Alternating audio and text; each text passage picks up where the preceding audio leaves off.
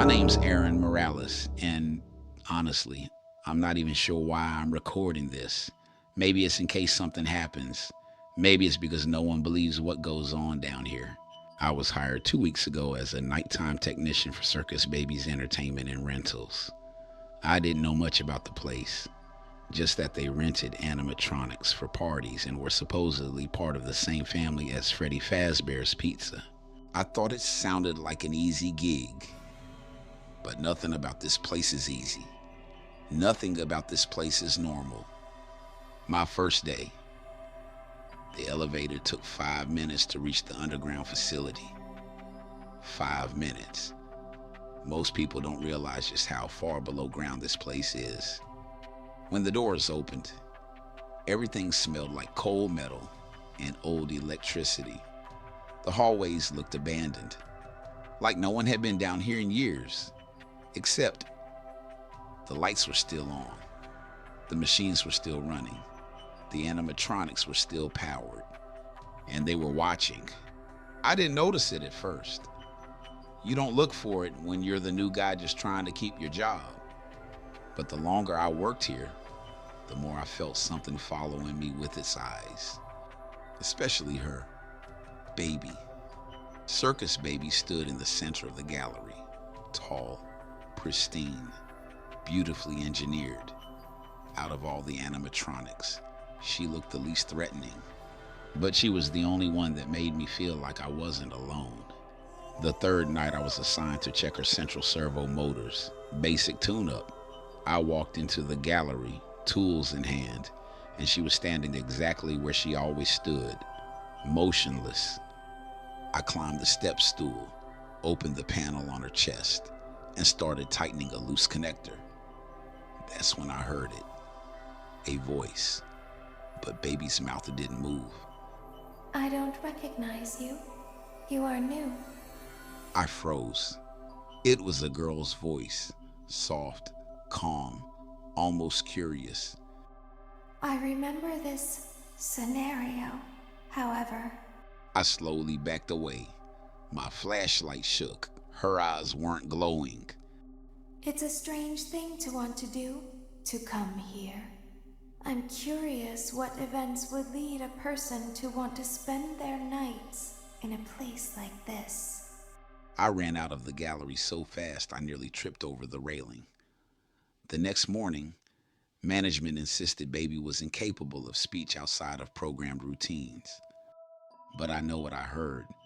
I should have quit then, but jobs were scarce and the pay was good. So I told myself I imagined it, that the sound was a leftover audio file or some weird glitch. A few nights later, I heard a different sound, scraping, coming from behind the gallery wall. It was rhythmic, like metal dragging against concrete. I tapped the wall. The dragging stopped. I waited, then heard something drop on the other side of the wall. Something small, something soft. So I unscrewed the maintenance panel. What fell out still haunts me. A shoe. A tiny dusty child's shoe. Pink. Size maybe 5. The sole was worn. The laces were missing. And stamped on the inside was a faded name written in marker. Clara. I stared at it for a long time, unable to breathe. Children weren't allowed in this facility. At least, that's what I thought. When I set the shoe on the counter behind me, Baby's spotlight turned on by itself. That was the first night I knew something was very, very wrong. After that, I started digging. I found an access terminal that most technicians never use, a hidden one tucked under the control desk. It wasn't on any map they gave me. The logs were old, some corrupted, but one word kept appearing: Project Afton, Phase 3. I didn't know what that meant until I opened the blueprint file attached to it. There, in faded ink, was a diagram of the facility, except the map I knew wasn't complete. There was another room, a room behind Baby's gallery, a hidden room. The file labeled it Private Room, Authorized Personnel Only. Only 2 names were on the access list. One of them was Afton. My hands wouldn't stop shaking as I followed the path on the blueprint. Down the gallery, through the maintenance tunnel, behind a locked panel on the far wall. When I pressed my weight against it, something clicked, and the wall opened a few inches. Inside was a dark, cramped room with older-style monitors, VHS recording equipment, a desk covered in worn-out tapes, schematics for animatronics I didn't recognize, blueprints labeled with words like Control Module Rewrite, Voice Mimicry, and Soul Interface. My stomach dropped. This wasn't a rental facility. This was a laboratory, a testing site, and whatever they were testing involved children. I found a stack of audio logs. The labels were scratched off, but one was still readable. Baby, Personality Extraction Trial 4. Before I could play it, something walked up behind me. Heavy, slow, metallic. My breath caught in my throat. I didn't turn around. I couldn't. Then a familiar, soft, childlike voice whispered from the darkness. Shh, be still and quiet. Baby, but she wasn't in the gallery. I never heard the door open.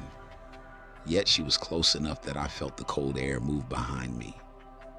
The monitors flickered on, static filling the room. Then the lights in the hallway went out, one by one, getting closer. The last thing recorded on the maintenance microphone was my voice whispering, "Baby, what do you want?" Static. Then her reply, Don't be afraid. I'm not going to hurt you. I am only going to keep you for a little while. The recording ends there.